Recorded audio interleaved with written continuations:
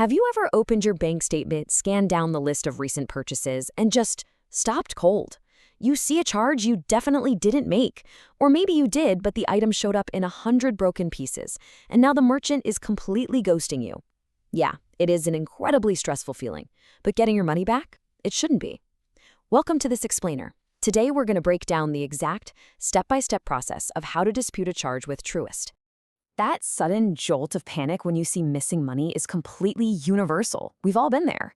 But here's the really good news. You actually have significant legal protections, and Truist has specific systems built exactly for this scenario. If you know how to navigate them, you can secure your funds and your peace of mind in no time. So, in this explainer, we're going to transform that panic right into empowerment. We'll look directly at Truist's policies, federal guidelines, and expert resources to give you the ultimate guide to getting your cash back. All right, so here's our game plan for today. We're covering 5 crucial areas. First, fraud versus billing disputes. Second, preparing your case. Third, contacting Truist. Fourth, resolution and next steps. And finally, number 5, preventing future charges. Let's dive right into Section 1, fraud versus billing disputes. Now, according to Truist's own guidelines, a fraud claim is strictly for unauthorized use. Think of this as someone stealing your card details or hacking your account. You have absolutely no idea who made the charge. A dispute, on the other hand, is a merchant issue. This means you did authorize a transaction, but something went sideways. You didn't get the item, it was defective, or maybe you got charged twice. So the golden rule here is if you don't recognize the charge at all, it's fraud, but if you know the merchant and there's just a problem with the order, it's a dispute. Moving right along to Section 2, preparing your case.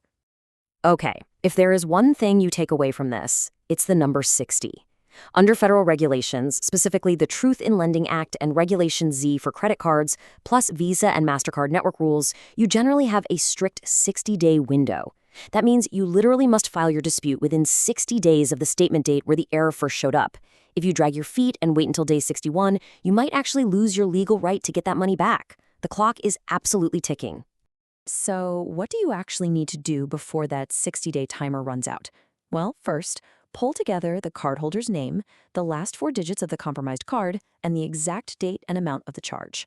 Now, if it's a merchant dispute, like a damaged product we talked about earlier, Truist actually requires you to contact the merchant first to try and work it out. You'll need to tell the bank exactly when you contacted them and what the response was. Finally, get your evidence together. Receipts, cancellation emails, shipping records, whatever you have. Have the whole shebang sitting right in front of you before you reach out to the bank. All right, you're prepared. Let's hit Section 3, contacting Truist to file. If you're dealing with immediate fraud, the phone is going to be your best weapon. You're going to want to call 844-4-TRUIST. That's 844-487-8478. Once you're connected, select Option 1 and then Option 4 to reach their 24/7 fraud department. They can block your card instantly. If you happen to be traveling abroad, use the international number. But here is a really important detail. For formal credit card billing disputes, to fully preserve your legal rights under Regulation Z, you actually have to submit a written dispute notice. Yep, snail mail. You'll mail that to Truist Bank, P.O. Box 819 in Wilson, North Carolina. A phone call is great for speed, but a letter is what really locks in those federal protections. So let's look at the chronological flow of filing. Step 1, open your Truist mobile app and instantly lock your compromised card to stop any further bleeding. Step 2, initiate the claim. Now, while the mobile app is fantastic for locking the card, our source material notes that initiating the actual dispute usually requires logging into the Truist online browser portal or just calling the number we just talked about. Also, quick pro tip, Truist lets you open fraud claims on both pending and posted transactions so you can stop illicit activity super fast. But for standard merchant disputes, the transaction does have to be fully posted first. And finally, step 3, within a week or so, Truist might send you a claim affidavit. You've got to complete, sign, and return this document.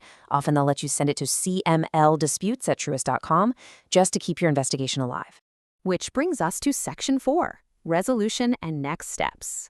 During this waiting period, you're probably going to hear the bank use a very specific term, provisional credit. Basically, this is just a temporary credit applied to your account. Federal guidelines generally dictate that if the bank's investigation is going to take longer than 10 business days, they have to provide you with this temporary refund. It's a lifesaver, really, because it ensures you aren't financially burdened, missing rent or struggling to buy groceries, while Truist's enterprise fraud management team is doing their digging. If they ultimately rule in your favor, that temporary credit just becomes permanent. And hey, you don't have to just sit in the dark while you wait. You absolutely have the right to know what's going on. While a claim agent will usually contact you if they need more info, you can totally be proactive here. Truist actually has a dedicated direct line just for status tracking. You can call their enterprise fraud management team at 1-866-802-4955 anytime to ask for an update on your case number. Okay, we do have to talk about the worst case scenario. What if Truist denies your claim? Well, first off, don't give up. The sources make it super clear that you have escalation options. First, you can call Truist back and formally request a second review. But you really need to bring new ammunition to the table here, something like a local police report or a sworn identity theft affidavit from the FTC. Now, if Truist still won't budge, you can take it outside the bank entirely. Filing a complaint with the Consumer Financial Protection Bureau, or CFPB, is a really powerful move. The CFPB basically forces Truist's legal and client advocacy departments to respond to you formally. You can also file a complaint with the Better Business Bureau just to create a public record of the issue. And that leads us to our final part, Section 5, preventing future unwanted charges. Real security always starts with communication. You want to know the absolute second someone tries to use your card. By setting up real-time alerts, you basically become your own personal fraud detection system. The steps are super simple. Just log into online banking, head over to My Settings, and hit Alerts. Verify your phone number, and then customize exactly what you want to be notified about, like international or high-dollar transactions. Honestly, Truth's own setup guide literally lists the final step as savor the moment of accomplishment. And they're right. Getting this setup is a massive win for your financial security. But remember, alerts just tell you what already happened. Card controls let you dictate what can happen in the first place. Right inside your app, you can instantly lock and unlock your card, but you can go way deeper than that. Never travel outside the US? Go ahead and block international transactions entirely. Worried about internet hackers? You can toggle off the ability to make digital wallet or online purchases. You can even set a strict dollar limit so a scammer can't drain your account with one massive purchase. It's like having a personal, customizable shield for your checking and credit accounts. Now, as we wrap things up today, it's important to quickly note this disclaimer. The information we've covered in this explainer is based on general regulatory guidelines and Truist's public policies. Because every single banking situation, card agreement, and jurisdiction is completely unique, you should always consult directly with Truist or trusted financial advisor regarding your own personal scenario. We've covered a ton of ground today, from identifying the difference between fraud and a dispute to mastering the 60-day rule, filing your claim, and even escalating if you need to. Knowing this process really removes the fear from banking. So I'm going to leave you with this final thought to act on right now. Are your card controls and alerts set up right this minute to catch the next unexpected charge? If not, well, you know exactly what to do next. Thanks so much for joining me on this explainer, and stay secure out there.